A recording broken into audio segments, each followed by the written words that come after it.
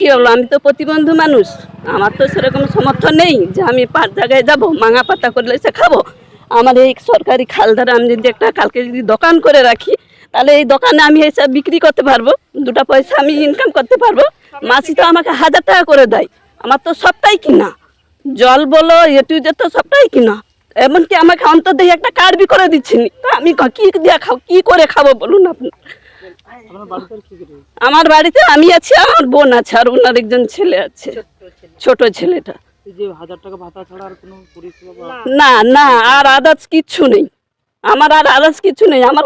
ওখানেও যে বাড়ি আছে ওটাও আমার খালধারেই বাড়ি আছে।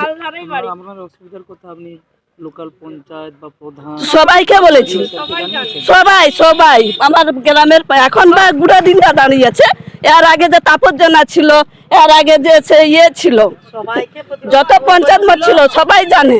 আমি কতবার ওই বিডিও অফিসে পর্যন্ত গেছি, এমনকি আমাকে একটা জব কার্ড করে দিচ্ছেনি, বলছে তুমি বিডিও অফিসে যাও। এই যে ঘরটা যে আইলো সবাইকার জমাপত্র সবকিছু নিয়ে নিছে, এবার আমাকে বলছে তুমি বিডিও অফিসে যাও।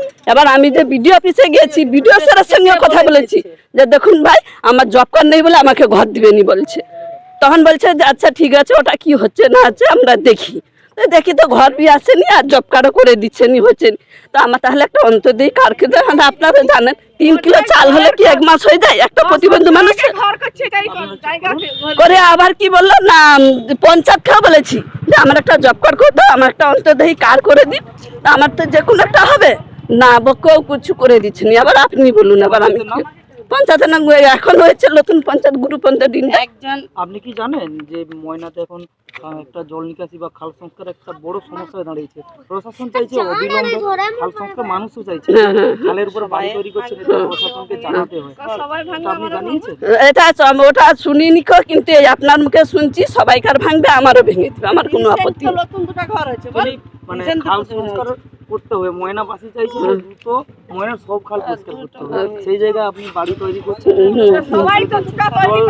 এটাও কিন্তু অসুবিধার কারণ হয়েছে, সেটা আমিও বুঝতে পারছি, সবাইকার ভাঙবে আমারও ভাঙবে। আমি তো এটা পাকার ঘর করলে নি যে আমার পাকার ঘর করে নিচ্ছি, অত টাকা আমি কি করে করব, আমার এটা ঘর করছি, খুঁটি সারি ঘর করছি, সবাইকার ভাঙবে আমারও ভেঙে দেবে, আমার অত কোনো আপত্তি নেই। পঞ্চায়েত প্রধান যখন এসে যখন বাধা দিয়েছিল, তখন আমরা কাজটা বন্ধ করে দিয়েছিলাম। তারপরে রাত্রে যখন আমার ঘরটা যখন ভেঙে দিয়েছে, আমি সকাল থাকতে ঘরটা চালু করেছি, এবং খালধারটা পুরাটাই তো ঘর দোকান, কারু কিছু প্রতিবাদ হলো নি, ভাঙা হলো নি, আমারটা কেন ভাঙা হলো বলো? আমাদের বাড়িতে কি ছেলে নেই বলে তাই জন্য কি ঘরটা ভেঙেছে? ওদের বাড়িতে ছেলে আছে বলে, মাথা মারার লোক আছে বলে, লাঠি সোটা বাড়াবে বলে ওরা বাড়াবে, আর আমার মেয়ে নেই, মেয়ে বলে আমরা কি পারি না? মেয়ে এমন কোনো কাজ নেই যে মেয়ে করেনি, মেয়ে তো এখন সবকিছু, মেয়ে না হলে কিছু তো হয় না বলো।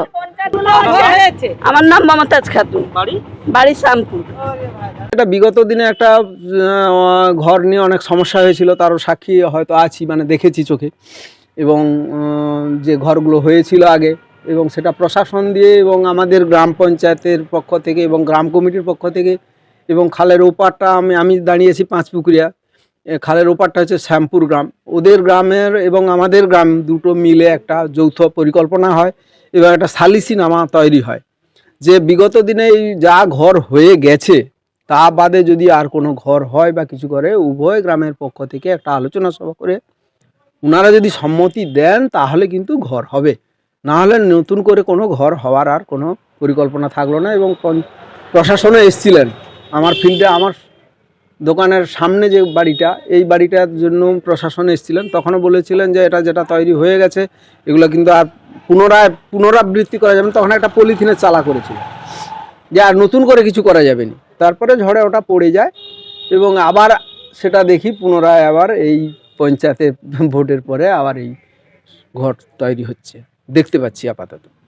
আপনি বললেন যে আলোচনা ছাড়া আর ঘর হবে না, তাহলে বাড়ি যে হচ্ছে এটা কি তাহলে আলোচনা সাপেক্ষে? না, এটা আলোচনা সাপেক্ষ হয় না। এই কারণেই আমি যেটা জানতে পারলাম, এটা ঘর হওয়ার সঙ্গে সঙ্গে আমাদের গ্রামের পঞ্চায়েত এসেছিলেন, আমাদের গ্রামের হচ্ছে পঞ্চায়েতের নাম হচ্ছে শক্তিপদ বেরা, উনি হচ্ছে গ্রাম পঞ্চায়েত, এবং আমাদের গ্রাম যে কমিটি আছে তার যে সভাপতি খোকন চন্দ্র মাইতি, তিনিও এসেছিলেন, তার সঙ্গে সম্পাদক ছিলেন বুদ্ধদেব সামন্ত, তিনিও এসেছিলেন, কিন্তু ওরা, আমি থাকা সত্ত্বেও দেখলাম যে ওরা বলছে যে না এই ঘর হচ্ছে, এটা তো একটা আলোচনার বিষয় ছিল, তো আপনি কার না আমি কোনো কিছু, আমার একটা ঘর ছিল, আমি ঘর করতেছি।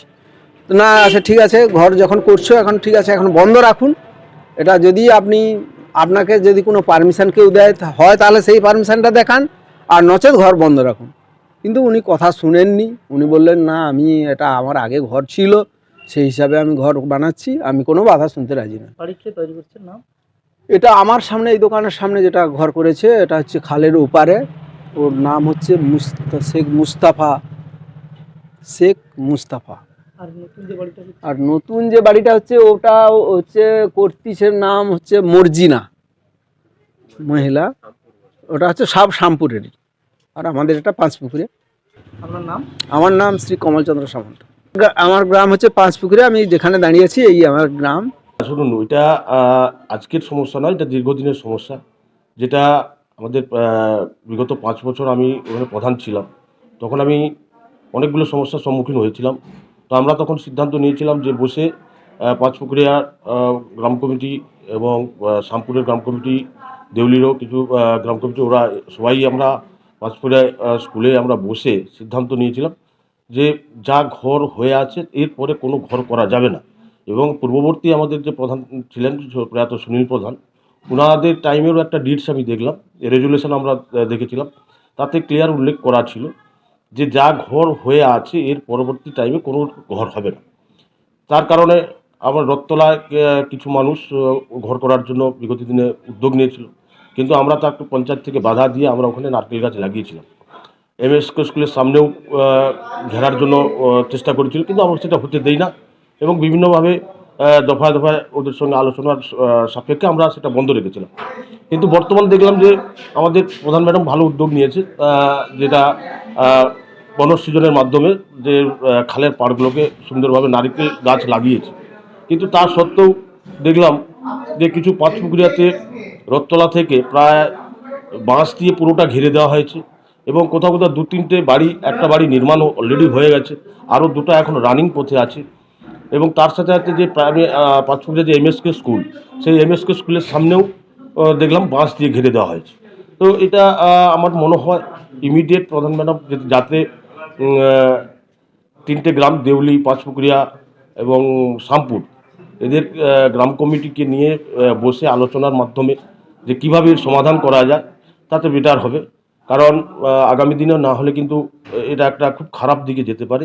তার সাথে সাথে যেহেতু এখানে মুসলমান, হিন্দু সবাই একসাথে বসবাস করে, তো আমি চাই না আগামী দিনে কোথাও কিছু বিপদ ঘটে।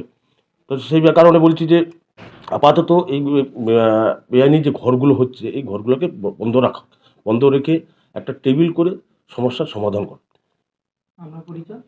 আমি সন্দীপন জানা, আমি ময়না পঞ্চায়েত সমিতির বনভূমি কর্মাধ্যক্ষ। খুবই নিন্দনীয় ঘটনা। আমি আগামী দিন, মানে গতকাল যে আমি ওখানে ফিল্ডে বাধা দিয়েছিলাম, ওরা আমাদেরকে কথাও দিয়েছিল যে যা হয়ে গেছে এরপরে আমরা কোনোভাবে কিছু করব না, আর আপনারা নির্দেশ দিলে তখন আপনাদের নির্দেশ মতো চলব। তারপরে আজকেই শুনছি আবার ওই ঘরে আবার পুনরায় সেই ঘর যতটা বাকি ছিল সেটা কমপ্লিট করতে চলছে। তো আমি কালকে যখন যাই, মানে গতকাল যখন গিয়েছিলাম, তখনই ফিল্ডে কোনো মমতা ছিল না, মর্জিনা খাতুন ছিল। মর্জিনা খাতুন বলছে আমি ওই ঘরটা করতেছি দিদি, আমার সেই ঘরটা ঠিকঠাক হচ্ছে না, এই জন্য ঘর করতেছি। আমি তখন ওকে বললাম যে এই খালের উপরে এরকম ঘর করতেছো, আমরা যখন খাল পরিষ্কার করবো তখন তোমরা তো ফিকা হয়ে চলে যাবে। বলছে যদি সবাই তখন তুলে আমরা তুলে নেবো। তো তখনই বন্ধ করে দিয়েছিলাম। আজকে আবার জবরদস্তি করে ওখানে খালের উপরে সেই ঘরটা আবার করতেছে। এবার ওর দেখা দেখি অনেক ঘর করতেছে, তাদেরকে আমরা ঠেকাতে পারছি না এই মুহূর্তে। আমি ওসি সাহেবকে ফোন করে দিয়েছিলাম, বিডিও সাহেবকে ফোন করে দিয়েছি, এবার ওনারা স্টেপ নেবেন। নাম? নাম আমার সবিতা সিংহ, আমি নৈছন পুরাণের প্রধান। বন্ধ্যাত্ব কোনো অভিশাপ নয়, এটি চিকিৎসার মাধ্যমে নিরাময় সম্ভব। পূর্ব মেদিনীপুরের সর্বপ্রথম টেস্ট টিউব বেবি সেন্টার এখন তমলুকে। যোগাযোগের ঠিকানা উত্তরায়ণ ইনফার্টিলিটি ক্লিনিক প্রাইভেট লিমিটেড, প্রদূত বসান তমলুক, আদি মোহিনী মোহন কাঞ্জিলালের পাশের গলিতে। যোগাযোগ 9679225556